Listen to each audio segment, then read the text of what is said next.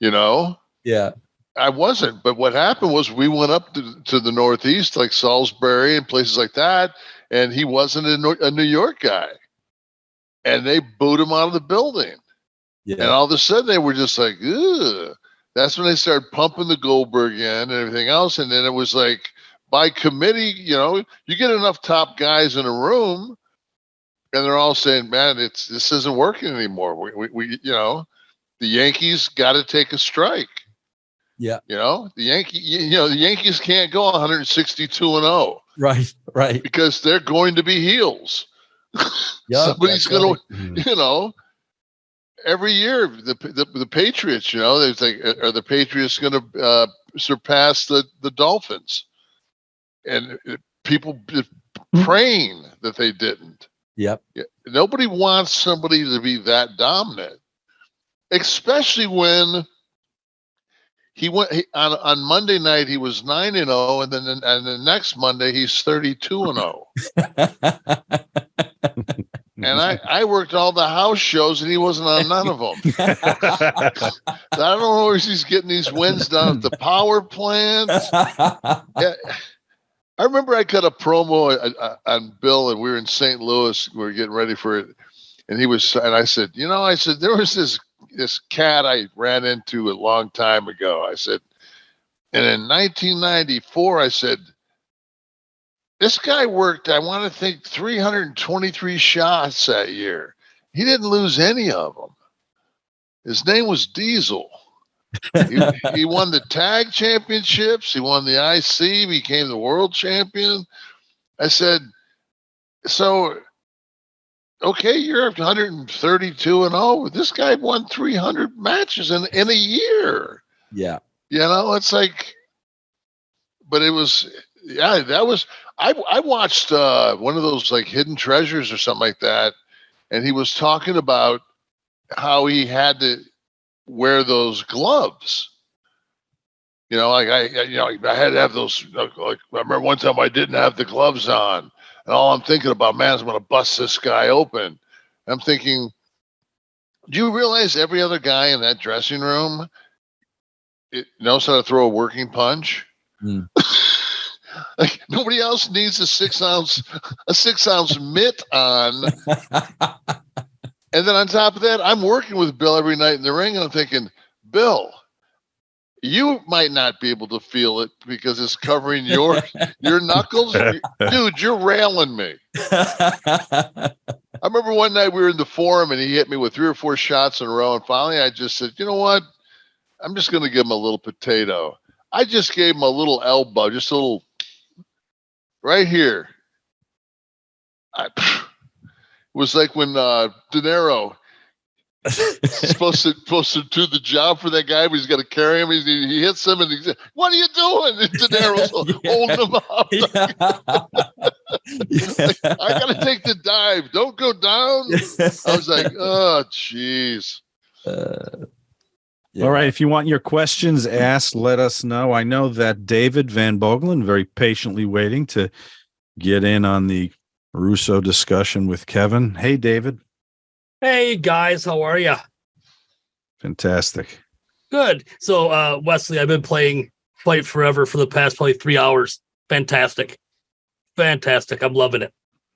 It's good to see you here, Vince. It's been a long time wish of mine that I could sit down and have a chat with you. So this is fantastic. I'm glad you're doing this. Oh, thanks, man. So I want to expand sort of on what Sean started and Josh continued. Is that when you're in creative for pro wrestling, it's not like you're in creative for NCIS or Law and Order or Stranger Things. They're doing 10, maybe 20 episodes a year for an hour. You guys are doing 10 hours, 52 weeks a year.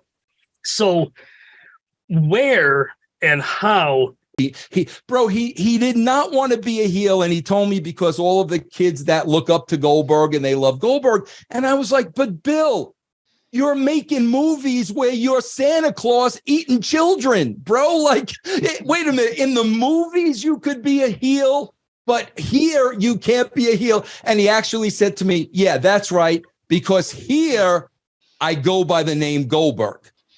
And I'm like, I mean, Kevin, what do you do in a case like that, bro? What do you say, bro? You know, it's like I wasn't in charge of booking when we beat him.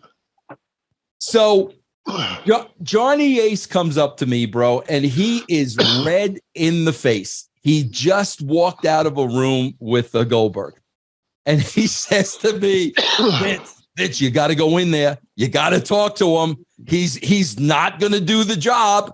And I'm like, bro, Brad Siegel flew him in with his attorney. But he still wasn't doing the job.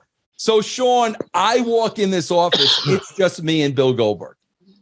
So I take a seat and I say, Bill, what's the problem? Bro, he pulls a seat right up. He's this far from my face. He literally, bro, is doing, bro, this far from my face. Bro, I didn't know what else to say. This is what came naturally to me. I said, Bill, if you're going to hit me, then hit me. But you're not going to intimidate me. So if you're going to hit me, hit me. And like, bro, like by the grace of God, that somehow, some way diffused him. And then I was able to have a conversation with him. But when it came to like really believing your own hype and the gimmick, like he made it very, very, that's why the heel turn thing never worked. But bro, the most difficult person for me to work with in all three companies, bro, it was Goldberg, because he just believed it. I'll never forget, bro. I needed Goldberg to do a job for Scott Steiner. Goldberg actually said to me, Vince, if this were real, Scott Steiner would not beat me.